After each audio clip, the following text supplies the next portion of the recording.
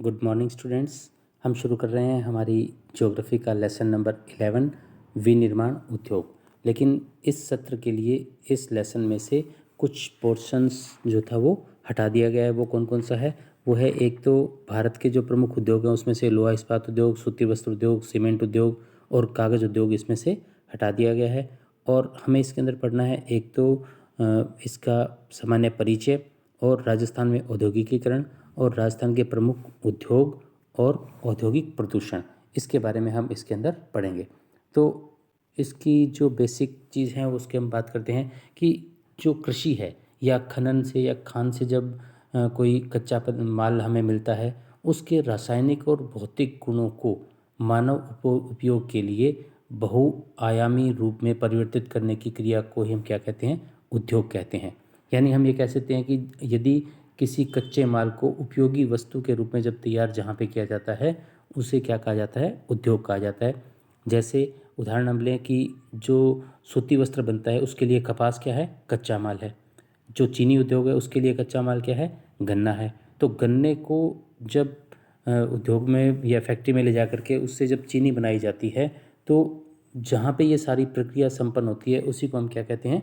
उद्योग कहते हैं।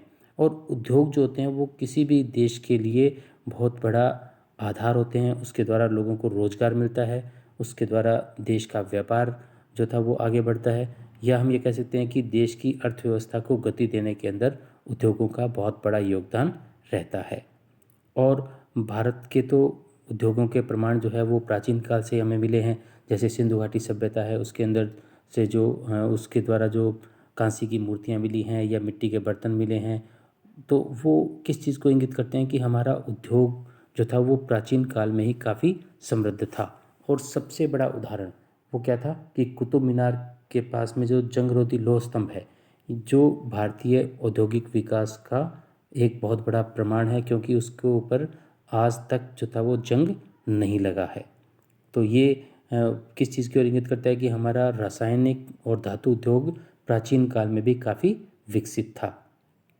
और अपने इसी व्यापारिक विकास की वजह से भारत को जो था वो क्या कहा जाता था? सोने की चिड़िया भी कहा जाता था। लेकिन जैसे जैसे अंग्रेज़ भारत में आए, उन्होंने भारतीयों का लगातार शोषण किया और भारत के उद्योग जो थे वो धीरे धीरे समाप्त होते चले गए। यानी हम ये कह सकते हैं कि भारतीय अर्थव्यवस्था की रीढ़ की हड्डी जो थी वो क्या थे?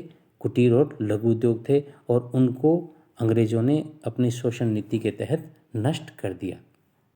अब भारत में उद्योगों का जो प्रारंभ हुआ वो भी थोड़ी सी हम देख लेते हैं कि भारत के अंदर जो था वो 1845 के अंदर सूती वस्त्र उद्योग की स्थापना मुंबई में की गई, और 1855 में जूट उद्योग की स्थापना जो थी वो भारत के अंदर की गई। और उसके बाद में भारत का जब आज़ाद हुआ, तो आज़ादी के बाद में औद्योगिक विकास के लिए भारत में प्रथम औद्योगिक नीति जो बनाई गई थी वो बनाई गई थी 1948 में। प्रथम औद्योगिक नीति बनाई गई, जिसके अंदर मुख्य उद्देश्य क्या रखा गया कि एक तो रोजगार उपलब्ध कराना, और जो प्रादेशिक असंतुलन है, यानी किसी को अधिक लाभ मिला है या जो प्रादेशिक असमानताएं हैं, उस असमानताओं को दूर करना इसका प्रमुख उद्देश्य रखा गया था। और साथ ही साथ ये रखा गया था कि कच्चे माल की आपूर्ति हो, तकनीकी का विकास हो, ताकि कम लागत के ऊपर बेहतरीन वस्तुओं का निर्माण किया जा सके। और इसी को लेकर के देश के अंदर जो थे वो पंचवर्षीय योजनाएं बनाई गई। और अब ये योजना बनाने का कार्य कौन करता है? वो करता है योजना आयोग, जो हम पीछे इकोनॉमिक्स के लेक्चर के अंदर पढ़ चुके हैं। और अब जो है वो ये कार्य किसके हाथ में आ गया है? नीति आयोग के हाथ में आ गया है। क्लियर? और बच्चों, अब हम शुरू करते हैं हमारा अगला टॉपिक जो है वो कौन सा है? औद्योगिक प्रदूषण। क्योंकि जो कागज़ उद्योग, सीमेंट उद्योग, लोहा इस्पात उद्योग वगैरह इस बार हमारे सिलेबस में से हटा दिए गए हैं। तो औद्योगिक प्रदूषण क्या है कि जब उद्योग स्थापित किए जाते हैं, उस उद्योग की वजह से जो प्रदूषण फैलता है उसी को हम क्या कहते हैं? औद्योगिक प्रदूषण कहते हैं। और इस प्रदूषण के कारण वायु, पानी, मिट्टी, ये सब जो थे वो प्रदूषित हो जाते हैं, और इनके प्रदूषण का प्रभाव जो था वो मानव जाति के ऊपर पड़ता है। अब जो प्रदूषण है उनके अनेक कारण भी होते हैं, जैसे जनसंख्या वृद्धि है, उस जनसंख्या वृद्धि की वजह से भी जो था वो प्रदूषण फैलता है। शहरीकरण की वजह से प्रदूषण फैलता है। औद्योगिकीकरण जो होता जा रहा है लगातार, यानी नए नए जो उद्योग स्थापित हो जा रहे हैं उसकी वजह से भी प्रदूषण फैलता जा रहा है। अब ज़रूरत क्या है कि ज़रूरत ये है कि हम जो औद्योगिक संस्थान स्थापित करते हैं उसके लिए हमें बहुत सी सावधानियां बरतनी चाहिए ताकि इस बढ़ते हुए प्रदूषण को नियंत्रित किया जा सके। जहाँ एक तरफ हम ये कहें कि जो उद्योग है वो लोगों को रोजगार देता है, तो साथ ही साथ मानव और प्राकृतिक संसाधनों को नुकसान भी पहुंचता है। यदि हम औद्योगिक प्रदूषण की और बात करें तो हम ये देखते हैं कि शहरीकरण जो है वो भी औद्योगिकीकरण के कारण होता है, क्योंकि जहाँ उद्योग स्थापित किए जाते हैं वहाँ पे फिर लोग जो थे वो काम करने के लिए वहाँ पहुँचते हैं। आसपास के गांव के लोग जो थे वो गांव छोड़ करके शहर की तरफ बढ़ते जाते हैं और शहरों में जनसंख्या का दबाव धीरे धीरे बढ़ता जाता है, जिसकी वजह से वहाँ पे अनेक प्रकार के प्रदूषण फैलने लगते हैं, जिसमें वायु है, पानी है, ये सारे प्रदूषण होने लगते हैं। और हम ये देखते हैं कि देश की जो जनसंख्या है या शहरी जनसंख्या का जो 30% जनसंख्या है वो स्वास्थ्य संबंधी समस्याओं से ग्रसित है।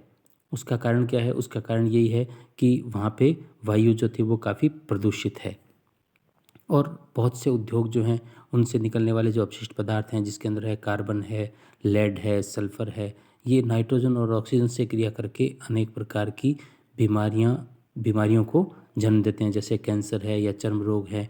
तो ये सब चीज़ें जो हैं वो क्या है? औद्योगिक प्रदूषण का ही प्रमाण है। और फैक्ट्रियों से जो निकलने वाला जो धुआं है या जो पानी है, जो आप ये इसमें नीचे तस्वीर में देख रहे हैं जिसमें आपको दिखाया जा रहा है, इसके अंदर क्या जो है ये देखो, इसके अंदर नीचे जो आप देख रहे हो कि ये जो धुआं निकल रहा है इसकी वजह से वायु प्रदूषण हो रहा है और ये जो फैक्ट्रियों का गंदा पानी है ये नदियों में गिर रहा है और इन नदियों में गिरने से इन नदियों का पानी जो था वो क्या होता जा रहा है? प्रदूषित होता जा रहा है। यही पानी जो था वो आगे भूजल स्तर के स्तर को बढ़ाता है और जो था वो भूमि का आंतरिक जल जो था वो भी प्रदूषित हो जाता है। ये नदियाँ जब समुद्र में मिलती हैं तो समुद्र का पानी भी प्रदूषित होता जाता है, जिसकी वजह से अनेक प्रकार के जीव जंतु जो थे वो मरते जा रहे हैं। और इन फैक्ट्रियों में जो मशीनें हैं उन मशीनों की जो तेज़ आवाज़ है उसकी वजह से लोगों को सुनने की समस्याएं भी जो थी वो पैदा होती जा रही हैं। तो ये सब चीज़ें जो हैं वो किसकी वजह से हो रही हैं? ये सब औद्योगिक प्रदूषण का ही प्रमाण है। और हम ये देखते हैं कि हमारे देश के अंदर अनेक प्रकार की जो प्रजातियां हैं पक्षियों की, उनमें से कुछ प्रजातियां या हम ये कहें कि 8 में से एक प्रजाति जो थी वो बिल्कुल समाप्ति की कगार पर है। तो हमारा जो पशु पक्षियों के जो विविधताएं हैं, जैव विविधता जो है वो भी धीरे धीरे समाप्त होती जा रही है। ग्लोबल वार्मिंग के कारण ग्लेशियर जो थे वो पिघलते जा रहे हैं, समुद्रों का जल स्तर बढ़ता जा रहा है, जिसकी वजह से बाढ़ जैसी स्थिति भी जो थी वो बनती जा रही है। तो इन सब चीज़ों को रोकने के लिए ज़रूरत किस चीज़ की है कि हमें सतत पोषणीय विकास को अपनाना चाहिए। जो हम पीछे भी पढ़ चुके हैं, सतत पोषणीय विकास कौन सा होता है? सतत पोषणीय विकास वो विकास होता है जिसके द्वारा हम अपने आज के उद्देश्यों को की पूर्ति के साथ साथ आगे आने वाली जो हमारी पीढ़ी है उसके हितों का भी ध्यान रखें और पर्यावरण को कम से कम प्रदूषित होने से या पर्यावरण को जो था वो कम से कम प्रदूषित करें, ताकि आगे आने वाली पीढ़ी भी इस जो संसाधन है उनका लाभ उठा सके। तो ये जो व्यवस्थाएं हैं या ये जो सुविधाएं हैं वो क्या कहलाता है? सतत पोषणीय विकास कहलाता है।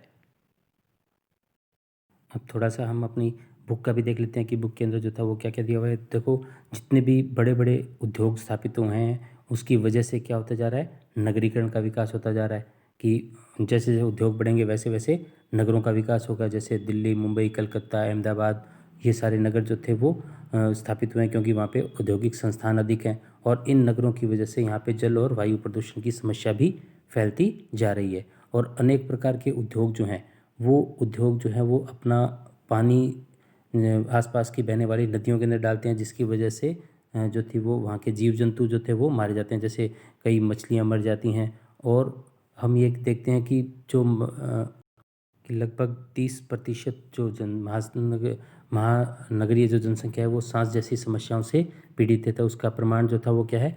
वो वायु प्रदूषण ही है। और ये सारी बीमारियां जो थी वो कार्बन, शीशा, सल्फर और अन्य जो कारक हैं उनके नाइट्रोजन और ऑक्सीजन के साथ क्रिया करने से मानव शरीर के मृदा में मिलने से क्या है कि ये हानिकारक प्रभाव डालते हैं और इसकी वजह से ये बीमारियां फैलती हैं। और औद्योगिक अपशिष्ट जो हैं वो जब जल और वायु के माध्यम से समुद्री भागों में पहुंच जाते हैं, ये भी हमने बात कर ली, जिसकी वजह से पारिस्थितिकी संतुलन जो था वो बिगड़ता जा रहा है, भोजन श्रृंखला जो थी वो प्रभावित होती है। और ये माना जाता है कि भारत के हर 8 में से 1 पक्षी लुप्त होने के कगार पे, यानी हमारी जो जैव विविधता है वो भी धीरे धीरे समाप्त होती जा रही है। तो इन सब चीज़ों को रोकने के लिए ज़रूरत किस चीज़ की है? ज़रूरत ये कि हम हमारे जो उद्योग हैं उनके उनके द्वारा फैलने वाले प्रदूषण को रोकने का प्रयास करें। जो अम्लीय वर्षा है उसकी जो बुरे प्रभाव हैं उनको भी रोकने का प्रयास करें। तो ये सब किसकी तो वजह से हो सकता है? ये सब हो सकता है कि यदि हम सतत पोषणीय विकास की तरफ ध्यान दें, तभी जो था वो ये संभव हो सकता है। अब हम थोड़ा-सा ये देख लेते हैं कि राजस्थान में जो औद्योगिकरण है, वो क्या है कि राजस्थान जो है वो औद्योगिक रूप से हालाँकि कई राज्यों से पिछड़ा हुआ है, लेकिन फिर भी बहुत से उद्योगों में राजस्थान का महत्वपूर्ण स्थान भी है। और हम ये देखते हैं कि हमारे जो देश के कुल औद्योगिक उत्पादन का 6% योगदान जो था वो हमारे राज्य राजस्थान का है। और राज्य के जो सकल घरेलू उत्पाद हैं उनमें उद्योगों का 30% योगदान है। और यहाँ के जो अधिकांश उद्योग हैं वो खनिज और कृषि आधारित है। यहाँ जो अनेक प्रकार के खनिज निकलते हैं उन खनिजों पर आधारित उद्योग हैं, उनके बारे में हम डिटेल से अगले टॉपिक में पढ़ेंगे। और जो कृषि आधारित उद्योग भी यहाँ पे काफ़ी स्थापित किए गए हैं। यहाँ के जो प्रमुख औद्योगिक क्षेत्र हैं वो कौन कौन से हैं? जैसे अलवर, दौसा, जोधपुर, भीलवाड़ा, राजसमंद, अजमेर, पाली, इन जिलों के अंदर जो थे वो औद्योगिक संस्थान स्थापित किए गए हैं। और राजस्थान के अंदर ही अनेक प्रकार के आभूषण, संगमरमर उद्योग, सीमेंट उद्योग, सीसा जस्ता उद्योग, नमक उद्योग, ये कई तरह के उद्योग यहाँ पे स्थापित किए गए हैं। उनके बारे में हम डिटेल से पढ़ते हैं। तो सबसे पहले हम बात करते हैं सीसा जस्ता उद्योग की। बच्चों, सीसा जस्ता उद्योग जो है वो राजस्थान का एक प्रमुख उद्योग है। और ये सीसा जस्ता जो है वो राजस्थान के अरावली क्षेत्र जो है या अरावली पर्वतमाला का जो क्षेत्र है वहाँ पे इसके सबसे ज़्यादा भंडार पाए जाते हैं। और ये उद्योग जो है वो जावर, देवारी, उदयपुर और चंदेरिया, चित्तौड़गढ़, राजपुरा, दरीबा के अंदर स्थापित किए गए हैं। ठीक है। इसके अलावा भी कई अन्य क्षेत्र हैं जहाँ से कच्चा माल मिलता है, जैसे चौथ का बरवाड़ा है। तो इन क्षेत्रों में हम ये कह सकते हैं कि भारत जो है वो भारत में से राजस्थान जो है वो सीसा जस्ता उद्योग के अंदर काफ़ी महत्वपूर्ण स्थान रखता है। और उदयपुर में तो हिंदुस्तान जिंक लिमिटेड के नाम से एक फैक्ट्री भी स्थापित की गई है। क्लियर।